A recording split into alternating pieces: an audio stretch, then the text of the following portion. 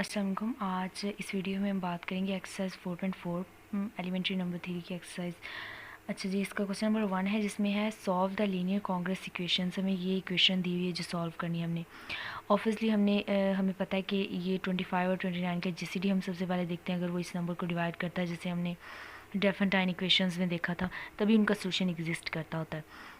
अब यहाँ पे इसके अगर हम एक्सरसाइज से पहले इसकी थ्योरी देखें तो उसमें है कि अगर 25 इन दो नंबर्स का जीसीडी हमारे पास इस नंबर को डिवाइड करता है दैन हमारे पास सोल्यूशन एग्जिस्ट करता है। अब यहाँ पे हमने देखा वो जीसीडी 1 और 1 तो डिविजिबल ही है, डिवाइड करता भी है।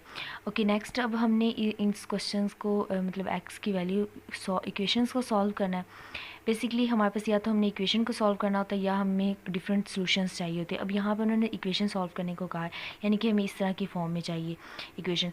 अच्छा जी, अब इसको हम सॉल्व करेंगे इस इक्वेशन को। ऑब्वियसली हमें पता चल गया कि 25 और 29 का जीसीडी 1 है, तो हमारे पास इनका सोल्यूशन तो एग्जिस्ट करता है ना। अच्छा जी, अब हम इसको अगर हम देखें तो हम इसमें ऐड करें -29, तो हमारे पास ये चीज़ फॉर्म बन जाती है। या आप इसको इस तरह भी कर सकते हैं कि हम यहाँ पे 25 को ही दो पेयर्स में लिख लें। सपोज करें हम 25 को लिखते हैं 29x माइनस 4x, तो ये बेसिकली 25x बन जाता है, यानी कि इसे स्प्लिट कर लेते हैं दो पार्ट्स में।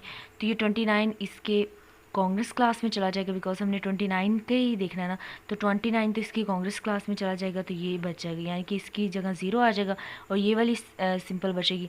नेक्स्ट ऑनवर्ड अगर इसे करें हम स्प्लिट, तो 29 माइनस 14 करें तो हमारे पास आता है 15, यानी कि 29 माइनस 14 करते तो हमारे पास 15 आता है ना।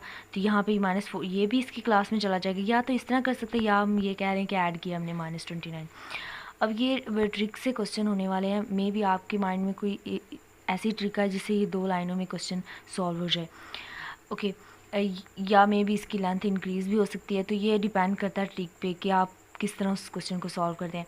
अच्छा जी, अब नेक्स्ट मैंने किया कि मैंने जीसीडी ऑब्वियसली मैंने इन टर्म को डिवाइड कर दिया और हमने इससे ये सारे क्वेश्चंस ना बेसिक थ्योरम पढ़ा था। अगर आपको याद हो 4.3 थ्योरम था, जिसके कुछ पार्ट्स पढ़े थे कि हम जो कांग्रेस रिलेशन है उसमें अगर ए बी का के कांग्रेट है उसमें सी ऐड कर सकते हैं।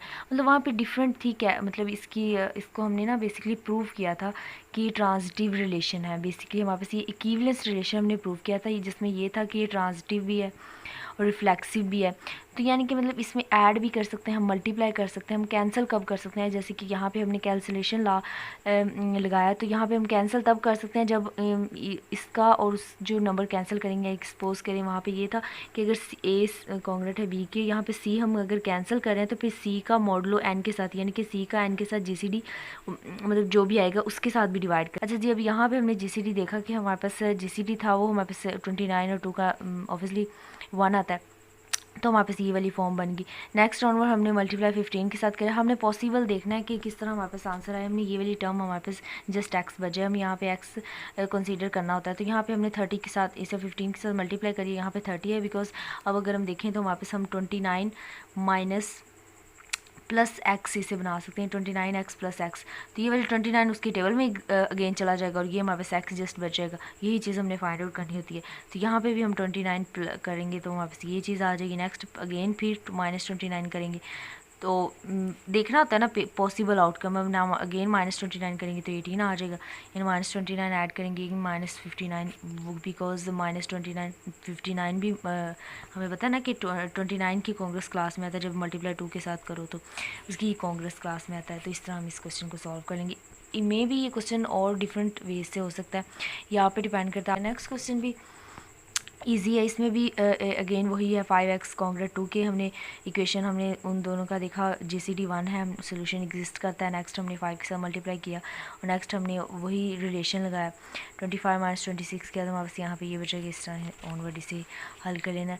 और अच्छा जी, बाकी इसके भी सारे पार्ट बिल्कुल वैसे हैं। अगर स्टिल अगर कोई क्यूरी हो तो आप लोग पूछ सकते हैं। अगेन वैसे ही हैं बिल्कुल कि इन दोनों का जस्ट हमने सबसे पहले जीसीडी फाइंड आउट करना है कि सोल्यूशन एग्जिस्ट करता है या नहीं।